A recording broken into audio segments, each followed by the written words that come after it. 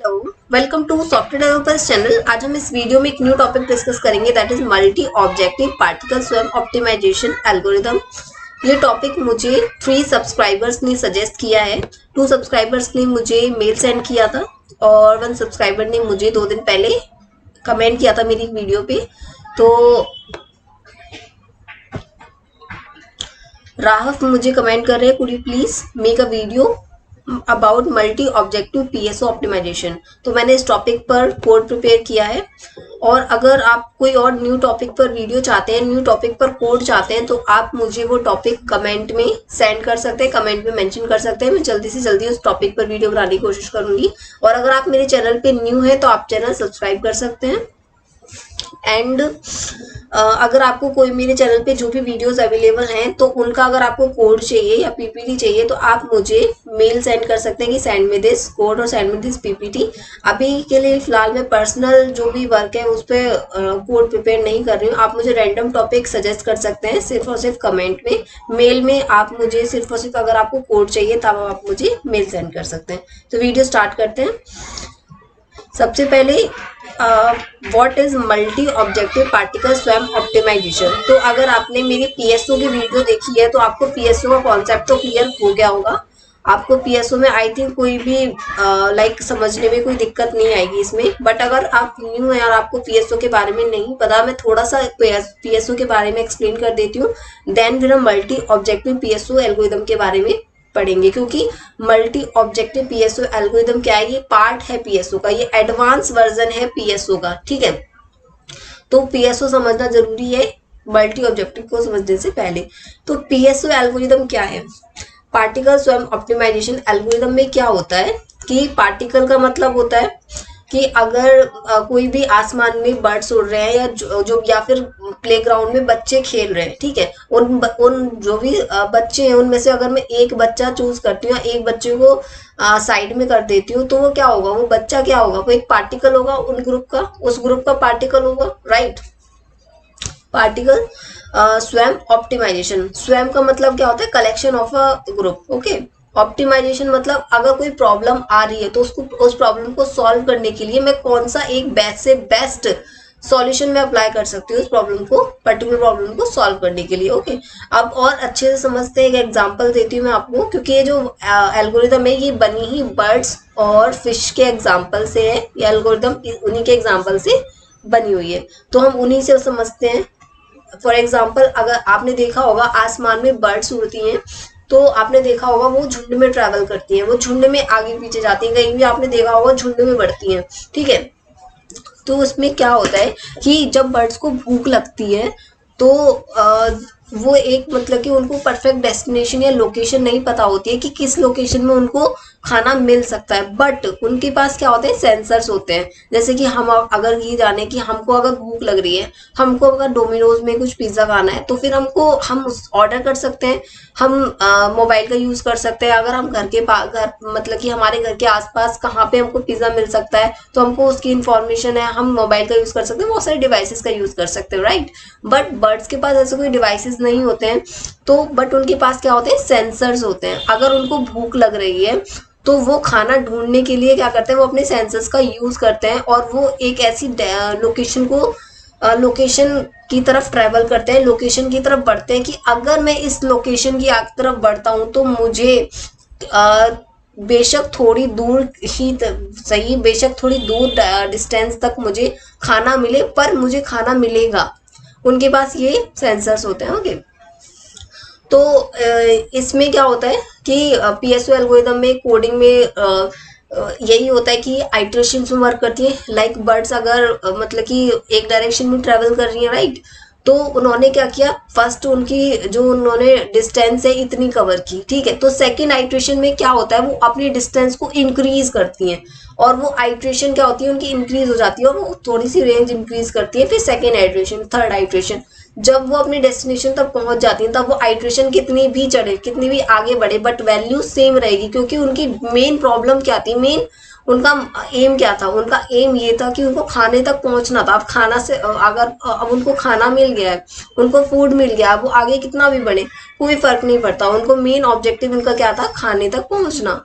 अगर वो खाने तक पहुंच जाती है और अगर हम आइट्रेशंस फिर भी बढ़ा रहे हैं, फिर भी हम आगे जाने की कोशिश कर रहे हैं, तो कुछ फायदा नहीं होगा, वैल्यूज आपकी सेम ही आएंगी। आप कोड देख सकते हैं बाकी पीएसओ का, तो कोड वो तो आपको वैल्यू सेम मिलेंगी क्योंकि उनका मेन ऑब्जेक्टिव क्या था, खाने तक पहुंचना।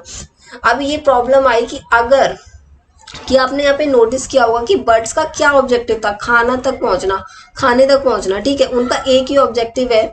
लेकिन अगर ऑब्जेक्टिव में बढ़ा देती हूँ, अगर मैं ये बोलूँ उनको खाने की जगह खाने तक भी पहुंचना है और उनको पानी तक भी पहुंचना है और उनको लाइक वो अपना घर बनाती है, घोंसला बनाती है, अपना नेस्ट बनाती है, तो उनको उसके लिए लकड़ियां भी जमा करनी है या और भी उनके काम ढूंढ सकते हैं, आप और भी काम देख सकते हैं, तो उनको वहां तक उनको वो भी करना है। तो ये क्या हो गया, यहाँ पे ऑब्जेक्टिव्स बढ़ गए, मतलब काम उनके बढ़ गए। बट हम इसमें क्या था, हम एक ही प्रॉब्लम को सॉल्व कर सकते थे क्योंकि ये बनी मतलब कि एक टाइम पे हम एक ही प्रॉब्लम सॉल्व कर सकते हैं पीएसओ में। ओके लेकिन हमारे क्या हो गया, यहाँ पे ऑब्जेक्टिव्स बढ़ गए, तो उन ऑब्जेक्टिव्स को बढ़ जैसे गए, तो उसके लिए हमको टेक्निक भी ऐसी चाहिए जो मल्टी ऑब्जेक्टिव पर वर्क कर सके, राइट। तो इसके लिए मल्टी ऑब्जेक्टिव एल्गोरिदम परफॉर्म हुई। तो ये मल्टी ऑब्जेक्टिव एल्गोरिदम क्या होती है, इसमें जो कोडिंग का तरीका है वो भी डिफरेंट है, स्टेप्स इसमें बिल्कुल डिफरेंट होते हैं, तो वो सारे डिस्कस करेंगे, कोड भी है वो भी हम समझेंगे।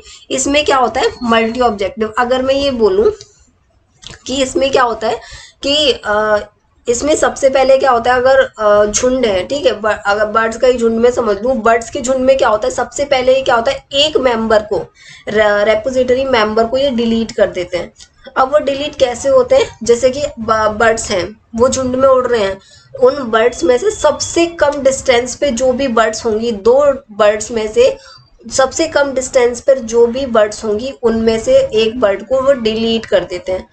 एक एक करके उसमें मेंबर्स डिलीट होते जाते हैं रेपोजिटरी मेंबर्स में। इसमें मल्टीपल प्रॉब्लम्स होती है, मल्टीपल प्रॉब्लम्स को सॉल्व करने के लिए इसमें मल्टीपल रेपोजिटरी मेंबर्स होते हैं, और उनको फिर क्या होता है, जब तक मतलब कि जब वो अपने गोल की तरफ बढ़ते चले जाते हैं, अपने मेन एम की तरफ बढ़ते चले जाते हैं, उसमें मेंबर्स एक एक डिलीट होते चले जाते हैं, ठीक है।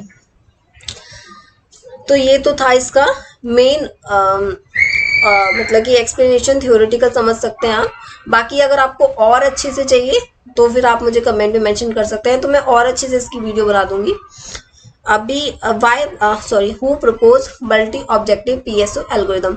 तो पीएसओ एल्गोरिदम किसने प्रपोज की थी मूरे एंड चैपमैन ने, ठीक है, 1999 में। ये कब हुई थी, प्रपोज हुई थी, बस इसका कोई इतना ज़्यादा सबको ये नहीं पता चला था कि ये इतनी अच्छी है एल्गोरिदम, लाइक इतना बेनिफिशियल है, इसका बस प्रपोज किया था। लेकिन जब ये मतलब कि स्टार्टेड कब हुई थी, मतलब इसका यूज़ कब स्टार्ट हुआ, 2002 में, ओके।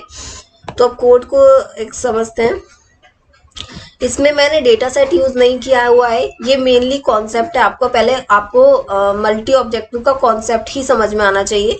तो इसमें नंपाई लाइब्रेरी इसमें यूज हुई है, नंपाई में से मैटलिब इसमें यूज किया गया है। नंपाई आपको पता ही होगा, अगर हम कोई भी लाइक वैल्यूज हम इसमें अगर हम न्यूमेरिकल वैल्यूज लेते हैं तो उसको रीड कर सके, हम इसमें ग्राफ भी प्लॉट करेंगे, ठीक है। रैंडम इसमें वैल्यूज कोई भी ले सकते हैं, कोई भी रैंडम हम लेंगे value, and math value, okay, import math. Then इसके बाद सबसे पहला स्टेप क्या होता है, मल्टी ऑब्जेक्टिव पार्टिकल ऑप्टिमाइजेशन में डिलीट वन रेपोजिटरी मेंबर। अब मैंने आपको बताया था कि जब आसमान में बर्ड्स ट्रेवल कर रही हैं, मल्टी ऑब्जेक्टिव में क्या होता है, जो भी दो बर्ड्स में से सबसे ज्यादा पास, एट लीस्ट मतलब पास से पास जो भी बर्ड्स होती है उनमें से एक बर्ड डिलीट हो जाती है। फिर वो आगे बढ़ते हैं, फिर उसमें जो भी पास बर्ड होती है वो डिलीट हो जाती है, तो उसमें एक बर्ड को डिलीट कर देते हैं। फिर इसमें आप ये स्टेप देख सकते हैं, मैथ वैल्यू लिए, फिर इसमें के रेंज लिया हुआ है हमने, लेंथ ओ सेल्स हमने लिए हुए हैं, ग्रिड इंडाइसिस ली हुई हैं। बाकी अगर आपको कोई स्टेप नहीं समझ में आता है तो आप मुझे कमेंट में मेंशन कर सकते हैं, ठीक है। और अगर आपको डेटा सेट पे ये कोड चाहिए तो आप वो भी मुझे कमेंट में मेंशन करके बता सकते हैं, ओके। फिर इसके बाद क्या होता है, अगर आपको पता होगा पीएसओ में क्या होता है, जो भी सबसे आगे खड़ा हुआ है बर्ड्स के झुंड में, जो भी सबसे आगे होता है, मतलब अगर आप सोच लीजिए कि अगर नॉर्थ साइड की तरफ चलना है, उनको ये चूज कर लिया, तो नॉर्थ साइड में जो भी सबसे आगे जो बर्ड खड़ी है वही लीडर बन जाता है। लेकिन इसमें क्या होता है, सिलेक्ट करते हैं लीडर को, ओके। फिर ग्रिड इंडाइसेस, ये स्टेप्स हैं इसके, आप भी देख सकते हैं, वीडियो पॉज करके अच्छे से पढ़ सकते हैं। और मेल आईडी मैं डिस्क्रिप्शन बॉक्स में लिख दूंगी, जिसको भी अगर कोड चाहिए तो आप मुझे मेल में सेंड कर सकते हैं, ठीक है। फिर इसमें क्या होता है नेक्स्ट, इसको क्या है डिफाइन कर रहे हैं हम ये फंक्शंस को, व्हील सिलेक्शन को फाइंड कर रहे हैं, ग्रिड इंडेक्स को, ओके। ये फाइंड करने के बाद अब हम क्रिएट कर रहे हैं ग्रिड को, ठीक है। फिर इसमें डिफाइन कर रहे हैं डोमिनेट्स को, फिर इसमें डिटरमाइन कर रहे हैं डोमिनेशन को, ओके। अब इसमें हमने डिफाइन किया, मेन स्टेप हमारा स्टार्ट होता है, हमने यहाँ पे डिफाइन किया है मल्टीपल ऑब्जेक्टिव पीएसओ, ठीक है। अब यहाँ पे मेन हमको क्या चीजें चाहिए होती हैं, हमको यहाँ पे चाहिए होती है cost function, okay. Cost function हमने लैम्डा लिया हुआ है यहाँ पे, lambda x into मोक2, okay.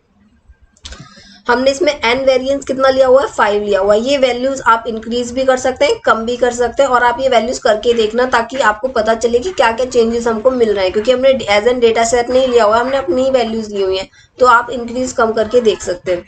Variance minimum -4 लिया हुआ है, वेरिएंस मैक्सिमम 4 लिया हुआ है, ठीक है। मैक्सिमम आइट्रेशन 100 ली हुई है, एन पॉप 200 लिया हुआ है, एन रेपोजिटरी 50 लिए हुए हैं, ठीक है। मेंबर्स जो हमने 50 सजेस्ट किए हुए हैं अपनी तरफ से, ये इतने हमारे मेंबर्स हैं, ओके। वेट हमने क्या लिया हुआ है, 0.5 लिया हुआ है, C1 C2 2 and W damping 0.19, beta gamma एनो no grade and alpha, okay. अब हम इसमें क्या करें, क्लास हमने क्रिएट की हुई है पार्टिकल की। पार्टिकल में आपको क्या चाहिए होता है, अगर मैं कोई पार्टिकल बोलूँ तो उसका सबसे पहले पोजीशन, राइट, कॉस्ट, वेलोसिटी, ये हमने खाली लिए हुए हैं, इसमें कोई भी वैल्यूज नहीं है इनपुट। आप देख रहे होंगे लिस्ट जो है ये खाली है, तो इसमें जो भी वैल्यू आएगी वो उसमें इनपुट हो जाएगी। तो cost, velocity, best position, best cost is dominated grid index, okay. अब इसमें class, grid dimension, lower bound, upper bound, okay. Particle for P in range and pop, तो ये हमने जो भी पार्टिकल को, जो भी हमने फॉर लूप जो हमने स्टार्ट किया है, इसको हमने पोजीशन वेलोसिटी के साथ हमने इसमें कंबाइन कर दिया है, ओके। फिर हमने डिटरमाइन डोमिनेशन, फिर हमने यहाँ पे कंडीशंस लगाई हुई हैं।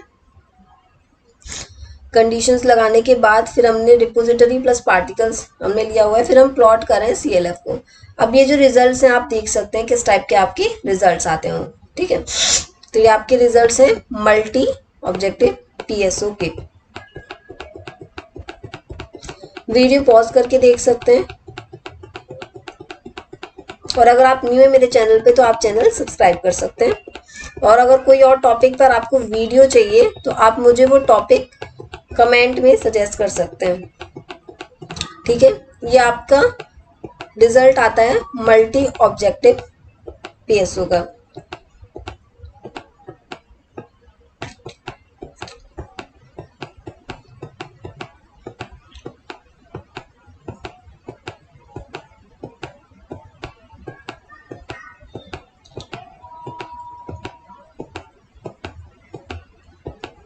आप इसमें आइट्रेशंस या नंबर ऑफ ग्राफ्स को कम भी कर सकते हैं, बाकी इसमें आपकी चॉइसेस है। ऊपर जो नंबर्स ऑफ मतलब कि ग्राफ्स जो हमने लिए हुए हैं वो मतलब मैंने ज़्यादा लिए हुए हैं, तो आप उनको कम भी कर सकते हैं। कम ग्राफ्स में भी आप इसका रिजल्ट देख सकते हैं, ठीक है। वो कोई दिक्कत नहीं है कि आपको अगर इतने ग्राफ्स नहीं चाहिए तो आप इसके नंबर्स कम कर सकते हैं ऊपर। और अगर डेटा सेट पे किसी को वीड कोड चाहिए तो आप वो मुझे कमेंट में सजेस्ट कर सकते हैं, और वीडियो अच्छी लगे तो आप लाइक कर सकते हैं। तो जो फाइनल रिजल्ट है आपका, फाइनल रिजल्ट आपको ये मिलेगा, ओके। आप ये फाइनल रिजल्ट इसका देख सकते हैं। Thank you so much.